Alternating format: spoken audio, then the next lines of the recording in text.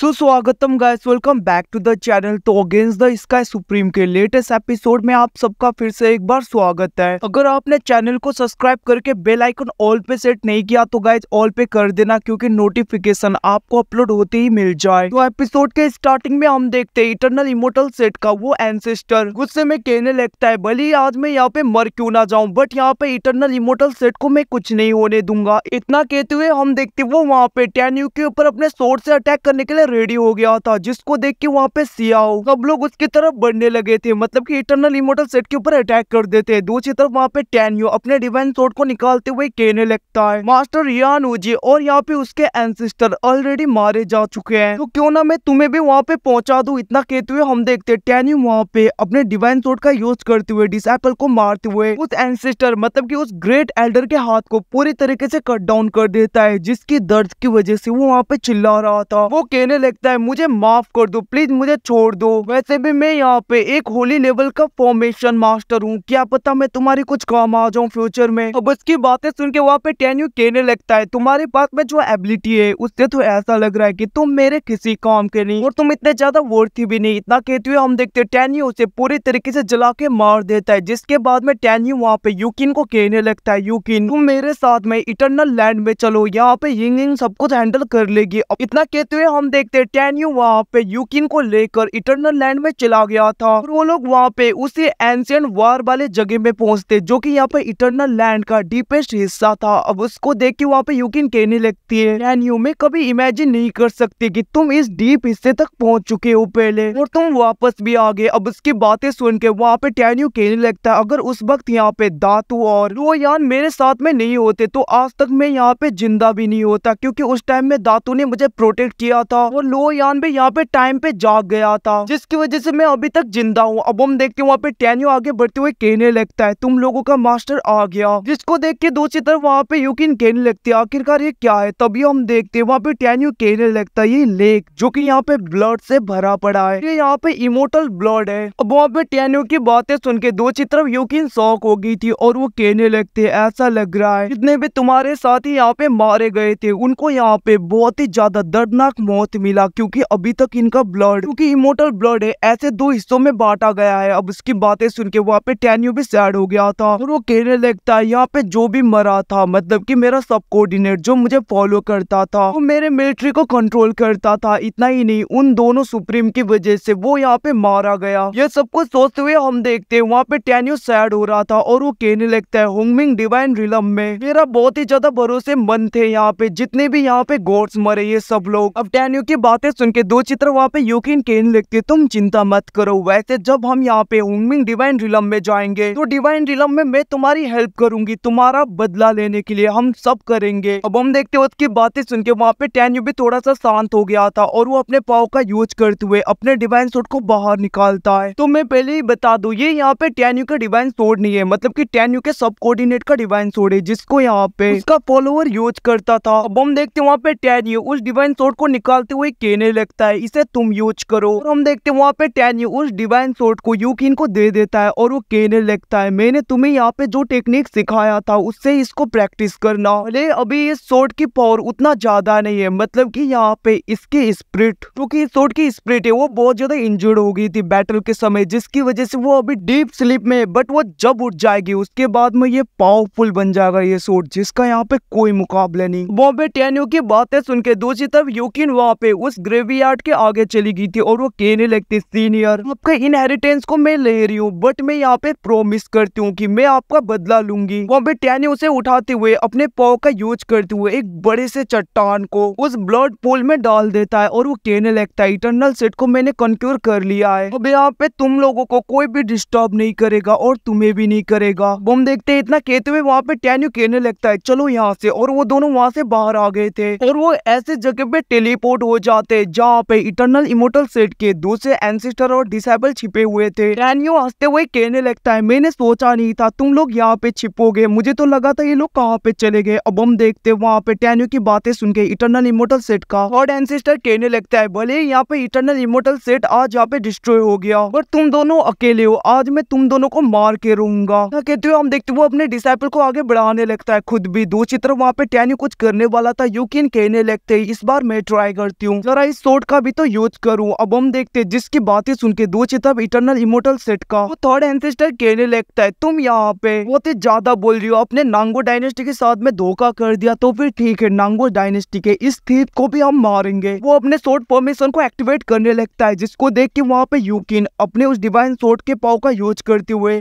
Sword formation के उसके ऊपर थंडर अटैक करती है, जिसकी वजह से वो थर्ड एंसेस्टर कुछ नहीं कर पाता और वही का वही मर गया था। जिसको देख के दो चितर उसके फॉलोअर बहुत ज्यादा डर गए थे और वो लोग वहाँ पे भागने लगते हैं, जिसकी तरफ देखते हुए यूकिन कहने लगते हैं, तुम लोगों को किसने कहा कि तुम लोग भाग सकते हो। और हम देखते वो वहाँ पे सोर्ड का यूज करते हुए बहुत ज्यादा स्पीड सोर्ड से उन लोगों के ऊपर अटैक करके उन सबको मार देती है। दूसरी तरफ टैन्यू के ऊपर भी वो लोग अटैक करते, बट टैन्यू उन सबको जला के मार देता है। अब हम देखते हैं टैन्यू नांगो यूकिन के पास में आ गया था, जहाँ पे यूकिन कहने लगते हैं, टैन्यू ये सोर्ड तो बहुत ज्यादा पावरफुल है। जिसके रिप्लाई में टैन्यू कहने लगता है, अगर तुम्हें पसंद आया तो यही काफी है। टैन्यू कहने लगता है, महंगा और दूसरे हमारा वेट कर रहे होंगे, चलो चलते हैं। और हम देखते हैं वो दोनों वहाँ पे इटर्नल इमोर्टल सेट के मेन हॉल में आ गए थे, जहाँ पे टैन्यू इटर्नल इमोर्टल सेट के सिंहासन में महाराजा की तरह बैठ रहा था। इसको देख के यिंग कहने लगते, मास्टर इटर्नल इमोर्टल सेट के बहुत ज्यादा मतलब कि सब कुछ मैंने यहाँ पे सेटल कर दिया है। और दूसरी तरफ यहाँ पे टैन डायनेस्टी के होली लॉर्ड ने कहा कि उन्होंने यहाँ पे टैन डायनेस्टी को भी बुरी तरीके से कैप्चर कर लिया। बट यहाँ पे नांगो होली डायनेस्टी के होली लॉर्ड और दूसरे फिर से निकल के भाग गए। उसकी बातें सुन के दूसरी तरफ वहाँ पे टैन्यू कहने लगता है, आज नहीं तो कल वो जैसे भी पकड़ा ही जाएगा। और हमने यहाँ पे तियानफा माउंटेन के बहुत ज्यादा फोर्सेस को अपने अंडर में कर लिया है, फिर भी हमें अपने दुश्मनों को अंडर एस्टिमेट नहीं करना चाहिए, इसलिए सब लोग प्रैक्टिस करना अच्छी तरीके से। अब यहाँ से सीन शिफ्ट होके दूसरी तरफ हम यूकिन के फादर को देखते हैं, मतलब कि नांगो डायनेस्टी के लॉर्ड को, जो कि आगे की तरफ बढ़ रहा था। वो कहने लगता है, सब कुछ मेरे हाथों से छीन गया और पता नहीं इस जगह को क्या हुआ है, ये तो यहाँ पे जोंगनान फेरी माउंटेन है। तो भी हम देखते वहाँ पे उसके ऊपर एक प्रेशर आने लगता है, जिसकी वजह से वो अपने घुटनों में आ गया था। और वो कहने लगता है, सीनियर मुझे माफ कर दीजिए, मैं यहाँ पे नांगो होली डायनेस्टी का लॉर्ड हूँ। तो भी हम देखते वहाँ पे ओल्ड मैन आता है और वो कहने लगता है, तुम तो यहाँ पे वांगपो सेट में अटैक करने के लिए गए नहीं थे। उसकी बातें सुन के वहाँ पे होली लॉर्ड कहने लगता है, सीनियर वांगपो सेंड जोन पे अटैक तो किया था, बट हम लोग यहाँ पे हार गए। और इतना ही नहीं, नांगो डायनेस्टी को टैंग डायनेस्टी ने कॉन्क्यूर कर लिया है और यहाँ पे वांगपो सेट और टैंग डायनेस्टी एक दूसरे के साथ में मिल गए हैं। उसकी बातें सुन के वो एंसेस्टर कहने लगता है, तुम तो एक वेस्ट हो, और उसे मारने लगता है। इसको देख के वो कहने लगता है, सीनियर प्लीज मुझे छोड़ दीजिए। दूसरी तरफ वो ओल्ड मैन कहने लगता है, वैसे भी यहाँ पे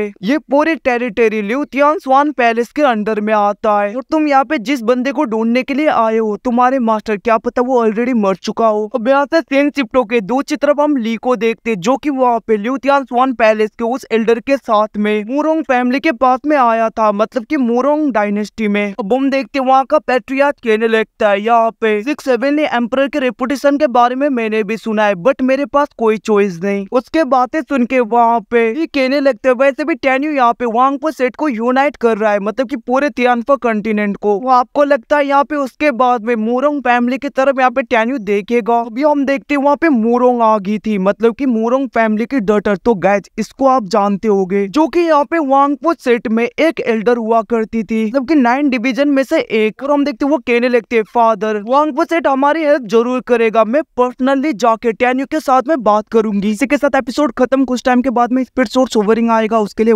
वेट करना। Thanks for watching, see you again.